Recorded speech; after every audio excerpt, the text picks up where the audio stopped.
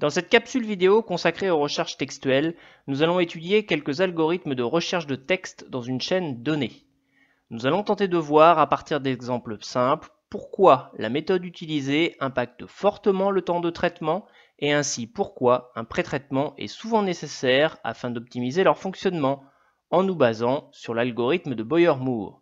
Allez, en route pour la découverte. Cette vidéo propose de nombreux exemples de code Python.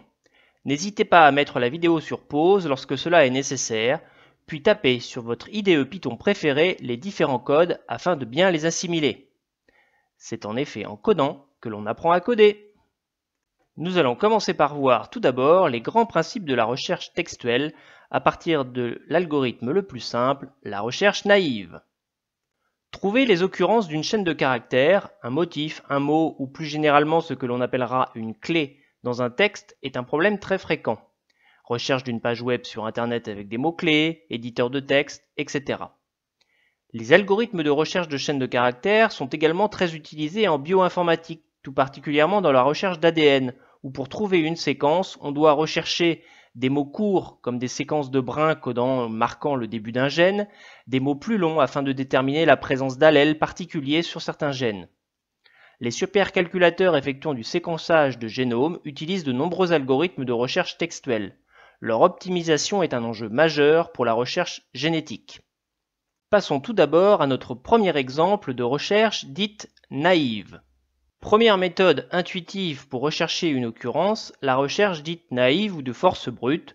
On va parcourir l'ensemble de la chaîne caractère après caractère. À chaque caractère, on réalise une comparaison afin de vérifier que notre clé de recherche correspond au caractère suivant de notre chaîne. Ce traitement est long, mais on est certain d'avoir un bon résultat. Prenons tout d'abord une séquence de gènes à rechercher dans un génome donné. Première étape, il s'agit de comparer la première lettre de notre clé à la première lettre de notre chaîne. Dans le cas présent, le A correspond. Nous avons donc une coïncidence entre les deux. Nous allons pouvoir passer au deuxième caractère. Le deuxième caractère, le T, ne correspond pas au caractère de notre chaîne. Nous allons effectuer un décalage et passer à la deuxième interprétation. Deuxième position, le A correspond. Nous avons donc ici une coïncidence entre les deux éléments. Le T ne correspond pas au C de la chaîne. Nous décalons encore d'un indice notre recherche. Troisième cran, le C ne correspond pas à notre A de notre clé. Nous décalons à nouveau l'ensemble de notre recherche d'un indice. Et ainsi de suite. Nous passons cette fois-ci au caractère numéro 4. Le A correspond, puis le T correspond. Ensuite, le A ne correspond pas au G de notre clé. Nous décalons à nouveau d'un seul indice de notre chaîne. Ce temps de traitement est assez long puisque nous devons parcourir l'ensemble de notre chaîne en nous décalant à chaque fois d'un seul indice. Lorsque nous avons jusqu'à 3 ou 4 caractères qui correspondent, nous décalons en fait notre clé de recherche d'indice en indice sur notre chaîne et à chaque position, nous devons comparer tous les caractères qui coïncident entre notre clé et la chaîne. Si un caractère ne coïncide pas, nous décalons à nouveau d'un indice. Si les caractères coïncident comme celui-ci, nous avons dû parcourir l'ensemble de nos caractères un par un pour aboutir au résultat. Dès que nous avons un relevé d'indice où le texte débute par le motif reconnu et que l'ensemble des caractères correspond, nous pouvons avoir correspondance, nous incrémentons notre compteur de recherche et éventuellement nous poursuivons notre recherche textuelle si nous voulons en rechercher plusieurs dans la même chaîne. L'algorithme de recherche naïve peut se résumer ainsi. Tout d'abord, nous initialisons notre nombre d'occurrences trouvées à 0. Puis ensuite, nous calculons la longueur de notre texte et la longueur de notre clé, afin de vérifier en premier lieu si la clé n'est pas plus longue que le texte, auquel cas il n'y aura aucune occurrence. Dans le cas où la clé est plus courte, nous allons parcourir l'ensemble des positions de notre chaîne, du point de départ de l'indice 0 à l'indice correspondant à la longueur de notre texte moins la longueur de notre clé, puisque nous allons déterminer la longueur de notre clé sur les derniers caractères. Si notre clé correspond au texte correspondant à la position donnée dans notre chaîne de caractères, alors nous avons trouvé une occurrence, nous incrémentons sur notre occurrence, puis nous passons à la position suivante. Une fois que l'ensemble de notre chaîne est parcouru, nous pouvons renvoyer notre nombre d'occurrences trouvées. Je vous laisse donc coder l'algorithme naïf en Python afin de pouvoir vous entraîner sur ce premier exemple. Cet algorithme fonctionne très bien, mais est relativement coûteux en temps machine. Il peut donc être facilement optimisé. Regardons graphiquement en quoi consiste cette optimisation. Plutôt que d'examiner la clé dans l'ordre des caractères, nous allons partir de la fin de la clé et examiner en premier lieu le dernier caractère. Si ce caractère correspond, nous passons à l'avant-dernier. Lorsque l'avant-dernier caractère ne correspond pas à une lettre de la chaîne, nous pouvons regarder si ce caractère est présent dans la clé, dans les caractères de rang inférieur. Nous trouvons effectivement le T dans la clé à 3 caractères en dessous de notre caractère d'examen. Nous allons pouvoir donc décaler de 3 indices notre chaîne pour la future recherche. En effet, nous sommes certains qu'il ne peut pas y avoir de coïncidence dans les 3 caractères entre le T et le G, puisqu'il n'y a aucune correspondance possible avec ce caractère. Deuxième exemple, si nous nous basons cette fois-ci sur un caractère non présent, le X, dans notre chaîne de caractères, nous allons pouvoir cette fois-ci décaler l'ensemble de notre chaîne de 6 indices, puisque nous ne pourrons jamais trouver une correspondance dans les 6 caractères qui viennent avec notre X. Nous pouvons décaler en un seul passage de 6 indices notre clé. Nous gagnons ainsi un temps très précieux. Pour résumer l'optimisation de la recherche, en premier lieu, l'algorithme effectue la vérification en partant de la fin de la clé à l'envers et remonte ainsi l'ensemble des caractères de la clé. Si la lettre ne correspond pas, il décale de plusieurs crans à la fois lorsque cela est possible. Passons maintenant à un exemple détaillé pour bien comprendre l'algorithme de Boyer-Moore. Nous allons en premier lieu examiner la chaîne en partant du bout de la clé et en remontant les caractères de la clé un par un jusqu'à trouver une discordance. Si la lettre de la chaîne examinée est identique à celle de la clé, on remonte la clé d'un cran. Si la lettre de la chaîne examinée est en discordance avec celle de la clé, on regarde si cette lettre existe dans la clé dans les caractères non examinés. Si elle n'existe pas, on peut réaliser un saut maximal pour sauter ce caractère et décaler la clé au-delà. Si elle existe, on pourra réaliser un saut jusqu'à cette dernière position. Examinons différents cas pour bien comprendre. Le premier d'entre eux, lorsqu'une lettre est non présente dans la clé. Nous allons positionner la clé au début de la chaîne et parcourir cette dernière à partir du dernier élément de la clé. Le E ne correspond pas au A et il n'y a aucun E dans notre clé. Nous allons pouvoir ainsi décaler l'ensemble de notre clé pour rechercher dans la chaîne de 6 indices. Nous retrouvons donc l'ensemble de notre clé à l'indice 6 à 11. Nous avons réalisé le saut maximal. Nous reprenons ensuite l'ensemble de notre algorithme. Deuxième exemple, lorsqu'une lettre est déjà présente dans la clé. Cette fois-ci, en partant toujours de la fin de la clé, l'indice 5, le X, est non concordant avec notre A de la clé.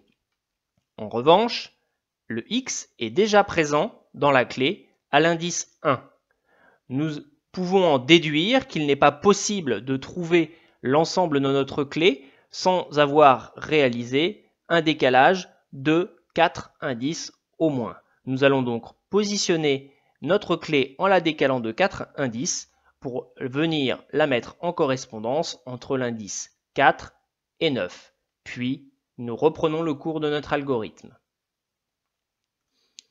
Dernier exemple, le cas d'une lettre présente dans la clé après quelques coïncidences. Le A est en correspondance. Nous nous décalons donc d'un cran pour examiner, en remontant notre clé, l'indice 4 qui correspond au G. Le G est à nouveau en correspondance. Nous nous décalons d'un cran en remontant toujours notre clé et nous examinons le B qui n'est pas en correspondance avec le X. Le X se trouve déjà dans la clé, 2 indices inférieurs. Nous allons pouvoir, là encore, réaliser un décalage de 2 indices puisqu'il n'y a aucune chance que nous puissions avoir correspondance si nous décalons d'un cran, puisque notre X doit être la première correspondance possible de nos deux lettres. Nous avons réalisé un cran de 2 indices.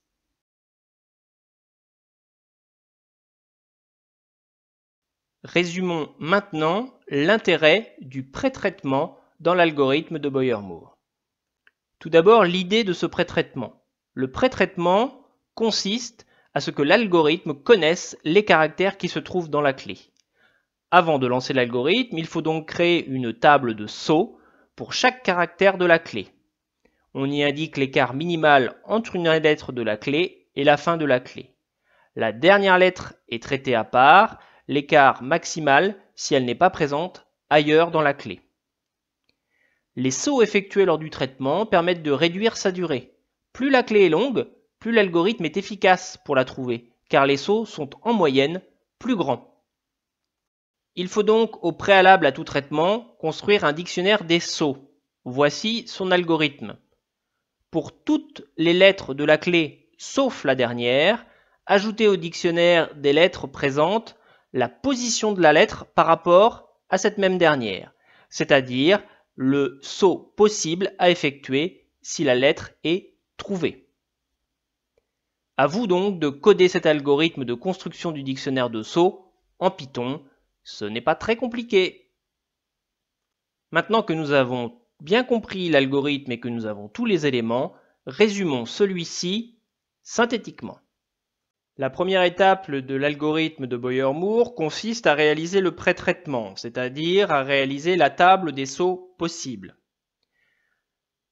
À chaque examen et jusqu'à la fin de la chaîne, moins la longueur de la clé, nous devons vérifier les correspondances entre le texte et la clé en partant des caractères de la fin de la clé et en remontant cette dernière. S'il y a correspondance, on remonte la clé à l'envers, lettre après lettre. S'il y a non-correspondance, on regarde dans la table de saut si la lettre est présente. Si la lettre est présente, nous réalisons le saut correspondant. Si la lettre est non présente, nous pouvons réaliser un saut dit maximal. Concrètement maintenant, écrivons cet algorithme. La première étape consiste à une boucle jusqu'à la fin de la chaîne moins la longueur de la clé. Ensuite, nous avons une sous-boucle sur la clé cette fois-ci en partant de la fin et tant qu'il y a correspondance entre les clés. Si nous arrivons au bout de cette clé, nous aurons donc correspondance. Nous devons tester les correspondances des lettres les unes après les autres. S'il y a non-correspondance sur une lettre, on regarde dans notre table de saut si la lettre est présente.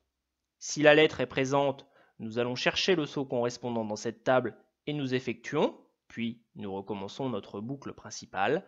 Si la lettre est non présente, nous pouvons avoir un saut maximal et nous décalons notre recherche de ce saut maximal et nous reprenons notre boucle maximale. Bien compris ? Alors, à vous de vous entraîner et de coder cet algorithme en Python. Je vous invite, pour aller plus loin, à reprendre quelques ressources Wikipédia en premier lieu. Vous pouvez bien sûr consulter l'article sur la théorie de l'algorithme de Boyer-Moore et tout particulièrement le chapitre sur l'étude de sa complexité qui sort du contexte de ce cours. Par ailleurs, vous pouvez également regarder l'amélioration possible de cet algorithme en prenant plusieurs tables de saut. Enfin, le dernier lien vous propose une animation de l'algorithme de Boyer-Moore pour bien comprendre le cheminement des différentes étapes de cet algorithme. Certaines bibliothèques de recherche de texte que vous pouvez utiliser dans vos langages combinent de multiples algorithmes. La plupart des fonctions embarquées dans les bibliothèques Python combinent plusieurs de ces algorithmes pour rester dans le meilleur des cas de résolution possible.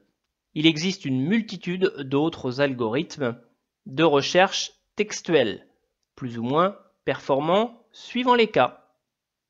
Maintenant que nous connaissons les fondamentaux de la recherche textuelle, nous allons pouvoir passer à la pratique et la mise en œuvre de nos connaissances dans les activités qui vont suivre, avec l'écriture en Python des 2 fonctions détaillées précédemment. Bon courage!